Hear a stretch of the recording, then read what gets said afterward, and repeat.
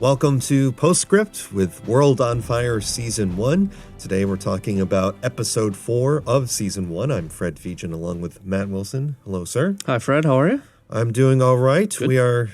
I know we briefly touched on being halfway through the season last episode, but we're now really halfway through the season with Episode 4. Right. It's a little 4 weird out of 7. Yeah, 4 out of 7. It's not an even number, so it's fine. We have to straddle it a little bit between 3 and 4. And yet another complex episode, a lot happening all across Europe, obviously. Yes. And I don't know, what compelling story do you want to start with first? Well, I think I'll lead off with a question I dropped on you in our review of Episode 3. So we've noticed the show does not use episode titles. That's true. So I'm putting you on the spot to think of what would you use as a title for Episode 4. You know, you would think I would know better to remember what the last episode, when you put me on the spot and be prepared this time. No, I'll mix it up next time. It'll be a different question. Well, it was okay. So last time, I focused on the evolution of the Tom character and how he was seeming more responsible. And now that I feel like we threw that in reverse a little bit, right?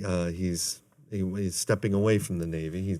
He was able to get home, which seems, a lot of we'll get into that later. A lot of conflict, I know, with Douglas as well on that. But I guess because I don't feel like the episode last week really focused on the Lois-Harry relationship as much. It was touched upon, right. But I feel like there was much more of that this time in the complexity around the confirmation that Lois is pregnant and the confirmation that pregnant with Harry's child, as it turns out, according to Douglas, and just the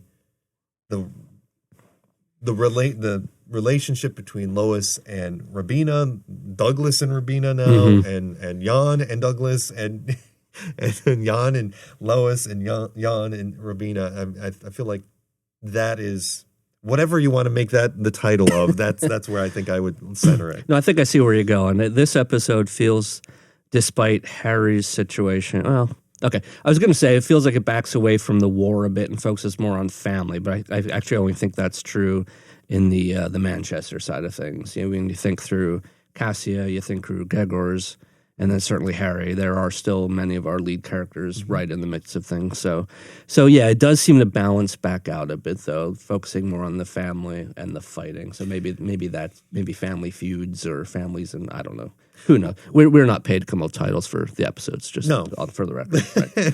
Well, and I would also say that it's at least early in the episode, Harry seemed very distracted. Oh yeah, so he was obviously thinking, first time in combat. I imagine. I feel like this was, and he just was struggling with it. Struggling later in the episode, struggling with the opportunity initially. I mean, he got through it, but to shoot at a Nazi, right?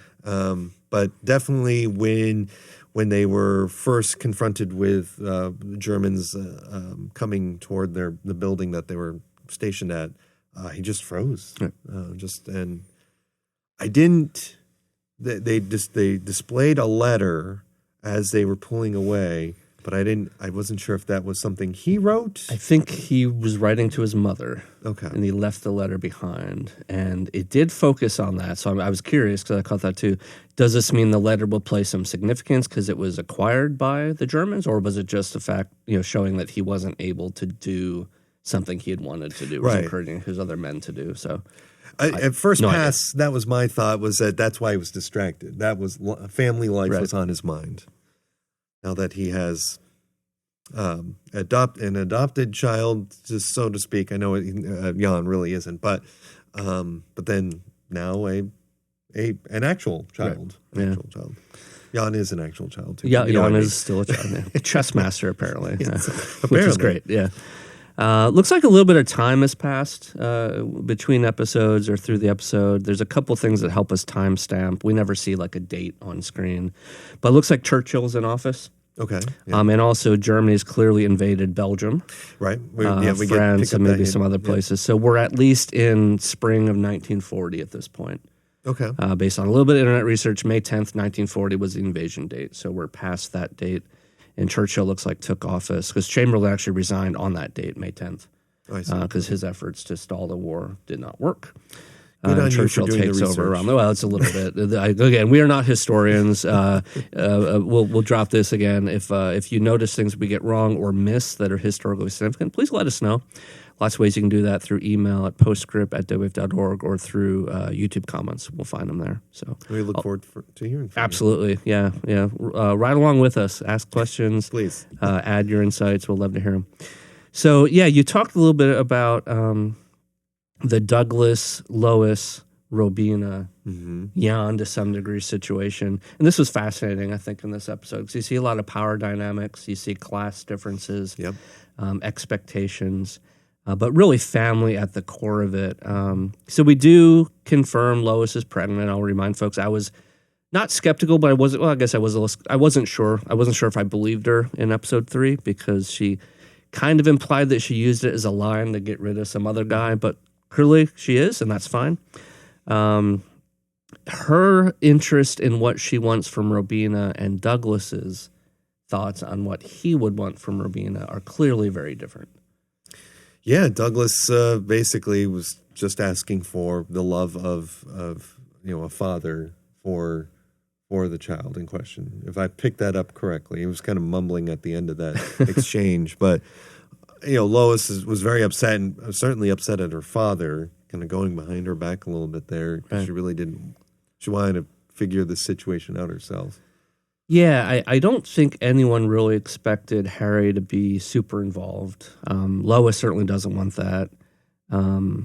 Robina actually asked Douglas, "Are you expecting me to help reconcile?" And he says, "Well, no, I'm not even sure Lois wants that." Yeah. But clearly he wanted, and he was trying to be delicate about this, and I think we take him as genuine. He wasn't just there asking for money. No. It came up, and they had a fairly, I think that's when the conversation got heated, well, tough between the two, again, because of their class differences and expectations. But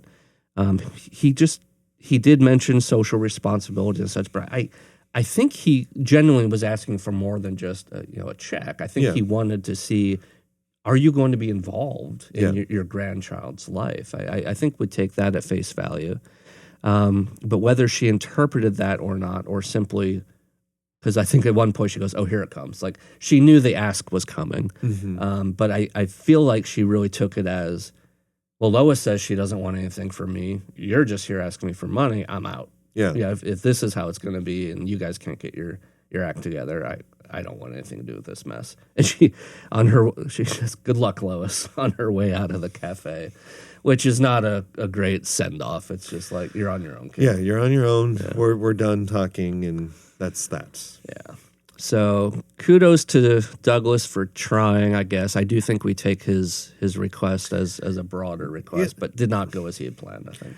I find Douglas to be one of the most likable characters in the series, so far anyway. We certainly have feelings for other characters in the show, but Douglas is always seemingly trying to do the right thing. Yeah. I did like, there was a few lines when Lois and Robina were meeting earlier by themselves, and this was before Robina knew she was pregnant. But it's when Robina shares with her that she learned from Jan that Cassie and Harry are married. And Lois is like, "Are you telling this to hurt me?" And Robina goes, "Far from it." And she's this great line. "If I knew Harry was going to marry a Polish waitress, I would have regarded you as more of a prospect." Which, again, goes back to her thinking in terms of people's worth as their role in life or their lot in life, which is not a great way to approach that. Yeah, and Lois, she had a great facial expression to that. Just like, okay, that doesn't seem that much. That still seems like an insult. Right, it's a veiled insult, yeah.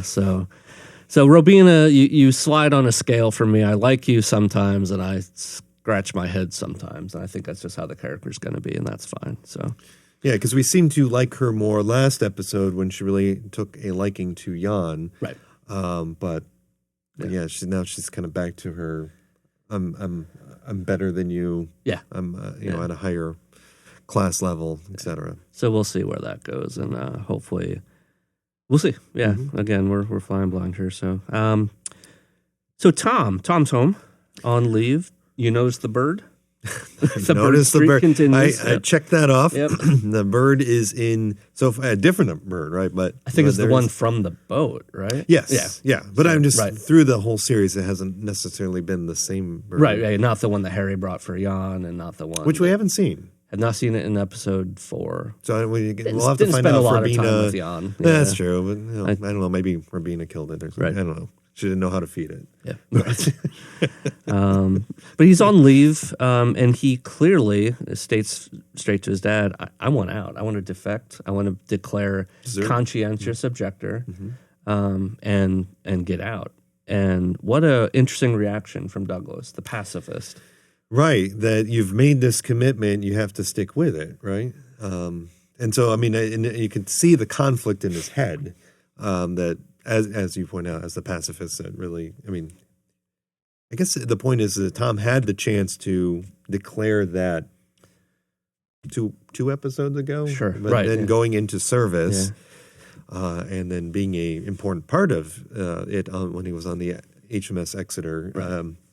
Now to call it quits, it seems. Yeah, there's a layer to Douglas's response that I'm not sure I followed, so maybe we can talk through it. Okay. He mentions registration. He mentions like a capability to register a lad as a pacifist, maybe in his organization. I don't think we've ever really caught a name of his organization. I didn't actually interpret it to be anything official, but Tom basically says, I want to be registered, I think, in his group, his dad's group.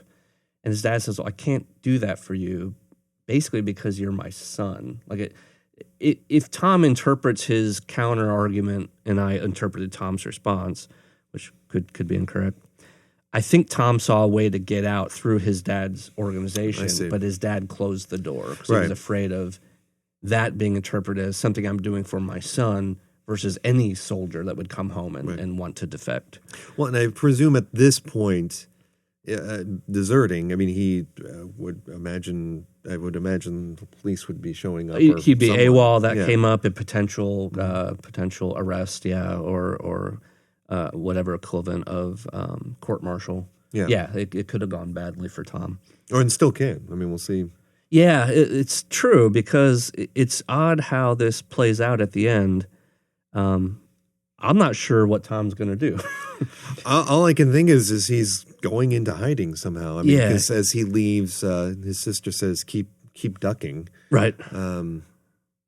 There's a point in Tom's argument with his dad where Tom just quits very quickly. And he says, you're right, daft idea. And I've seen that in people when it's not that they agree, they just want to stop arguing. Right. So it's kind of an escape. They're not hearing what they want to hear, and it's just Right. like, I might as well move on. And So Douglas is comparing him to Tom's mother, Right. and all that. Yep. So. We last see Tom, he hugs his sister after sharing that he doesn't think Lois has ever needed anything from him, even though she tried to say, hey, we need you here. Yeah. And then he leaves out the door, and we'll see where he goes. Yeah. He didn't convince me that he had intended to suit back up, so we'll have to see. I agree. Yeah. We talked a little bit about Harry at the beginning. I'd like to circle back. Harry and Stan. So Stan is, I guess, his lieutenant. Harry is the commanding officer for this unit.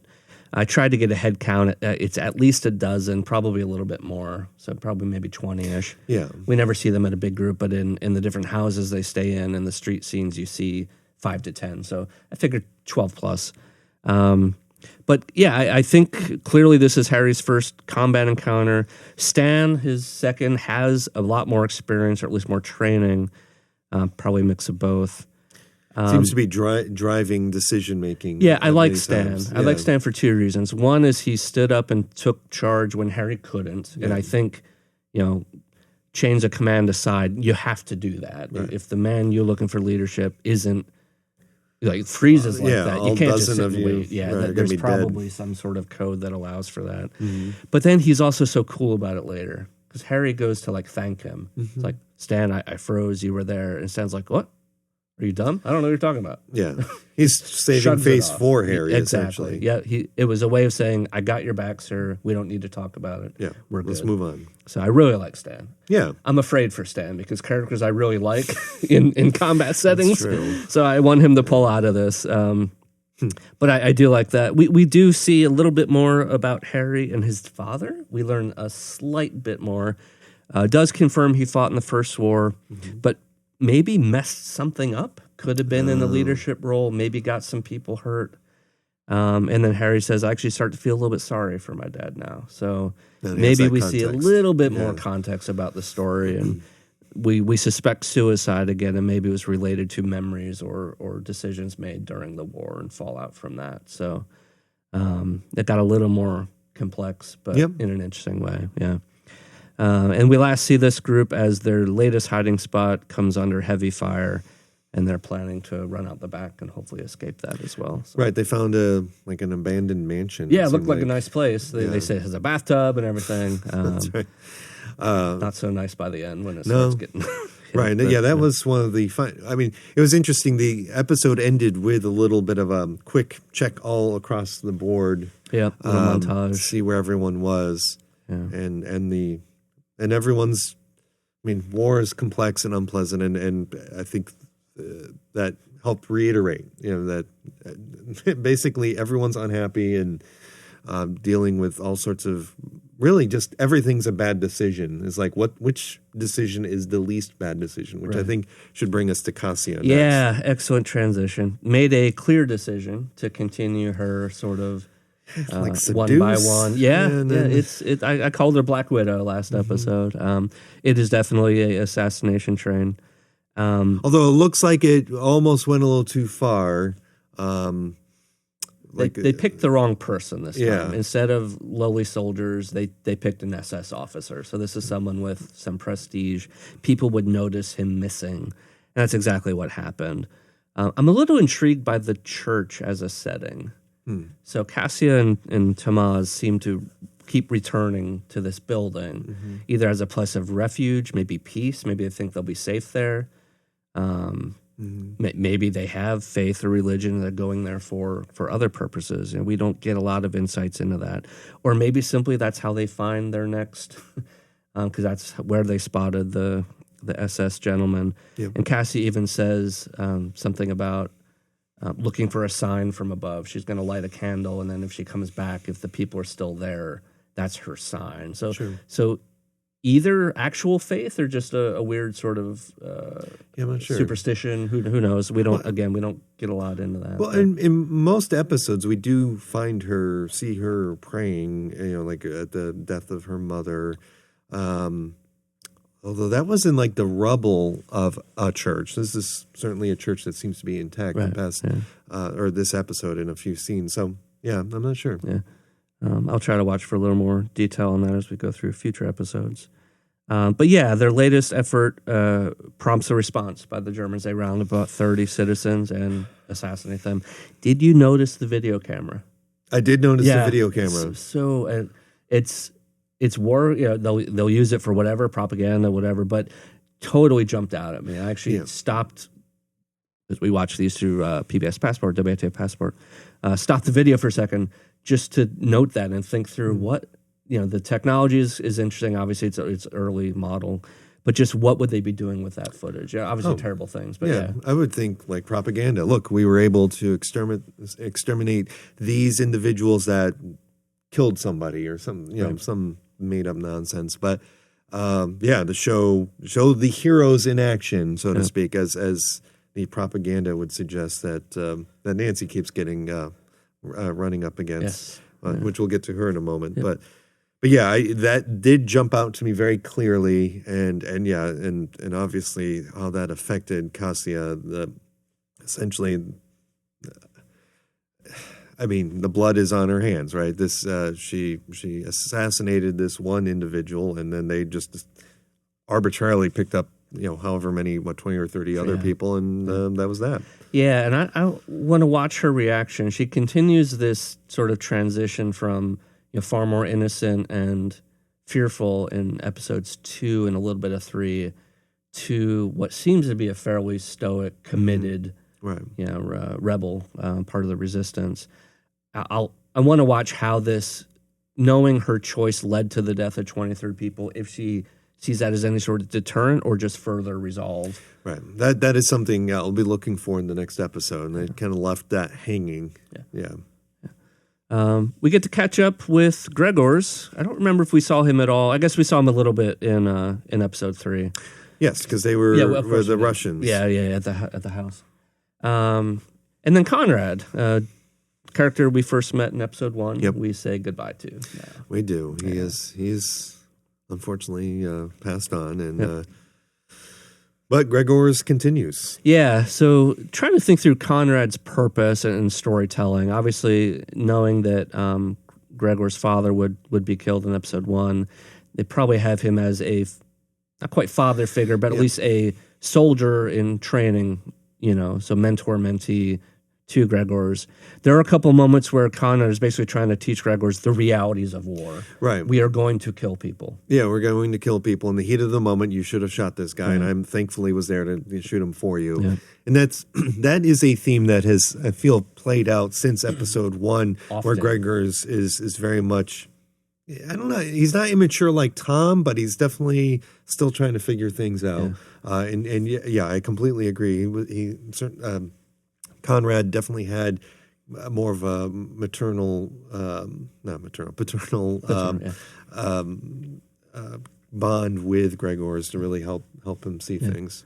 And there's that difference, I think, between the experienced warriors and most of our lead characters. Harry, Cassia, and Gregors all have moments where they wrestle with that. Right. Can I commit to this? I really don't want to be here. Right. I don't want to do this. Yeah. Then you see Stan, and you see Conrad, and then you see Tamaz and Warsaw with that, whether it's through experience or just resolve, that commitment to action. So it's interesting to watch that as that bleeds into the young, often younger characters. And we circle back with Dr. Webster in Paris, who we did not see in episode 3. We didn't. So we briefly, and I feel like that was going back to an earlier point you made, was kind of the timestamp there, was to illustrate that Germany has invaded Belgium, and they're taking on casualties at the hospital. I noted that Paris is about 200 kilometers from the Belgian border. Yeah, it may depend on what road you take and such, but that's a long way to truck wounded people. So that caught my ear, and I did a little bit of math. But at the Belgian border doesn't mean right at the border. Could have been across the line, could have been inwards, and maybe France itself is being invaded too. So it's a long way, but if Paris would have probably an amazing clinic, amazing hospital, it makes sense to bring people there. But this storyline right now is all about hate and discrimination, I think, and trust in a way. So we learn a couple things. We had met what I take as his lead nurse, Henrietta. She shares in this episode that she's Jewish. And through an encounter with a pair of Jewish patients a little bit early in the episode, we confirm that even in Paris now, that there are rules. Yep. Yeah, because the doctor says they shouldn't be here, the Jewish patients. You know the rules, he's saying to his nurse. So even that influence of the Nazi movement, the fascist movement, has moved to Paris. Well, and I wonder, is that the case? See, I was wondering if it was just a matter of, like, that would make the hospital vulnerable, like, should the Germans show up and, like, they're taking care of Jewish patients, they might want to blow up the whole... I don't know enough about the French government and their reaction to we'll have the to war. look that up. Yeah, make a note there. We also see in blood, I think, a swastika painted on Albert's front door. Yes. And then his soul-crushing line, people will have plenty of choice for what they want to hate me for. He gets it. Don't know what his future will look like, but... Dr. Webster does offer for Albert to stay at his place, and he's like, it doesn't matter. Wherever I go, people are going to have reasons. So pulling for those two as well, just that they get out of this thing. But the war is brutal, and it's come to Paris already.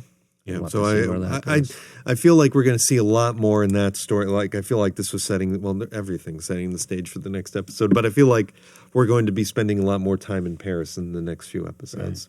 Right. Yeah. Yeah, as the war gets closer. And that leaves Berlin. Yeah, Nancy and the Rosslers. At last we saw Mr. Rossler basically forbid Nancy from talking to them. Right.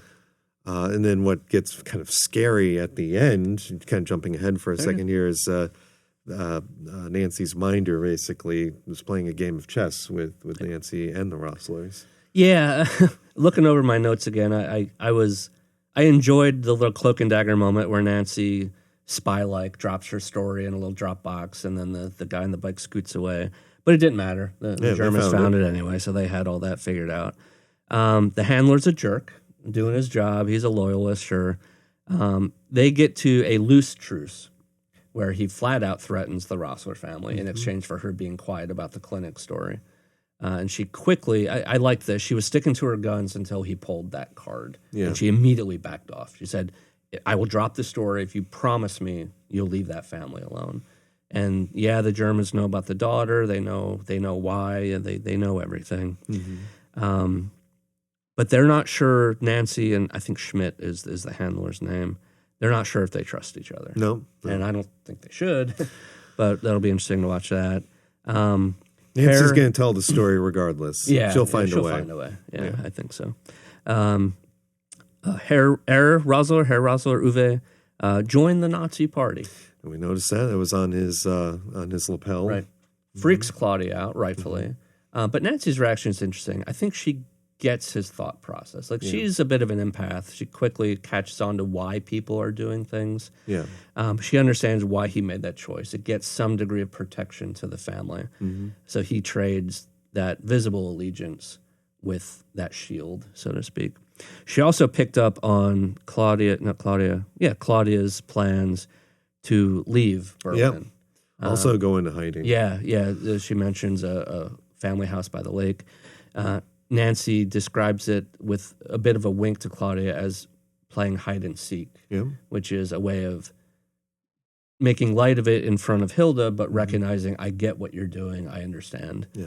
And there's a little bit of a dance there going on, but it's necessary. We didn't see Frau Klopp this time. No, we didn't, but I think all of that helps explain how the Germans know everything. It reinforces what we suspected. She might be kind of the spy, informant, the title. Yeah. So, but yeah, who knows? Maybe we'll see her again, but the damage may be done there. So, and then you mentioned this. The last little montage we see is flashing between Cassia, Gregors, and Harry in their various states and locations of physical war, on top of the family emotional war back in Manchester.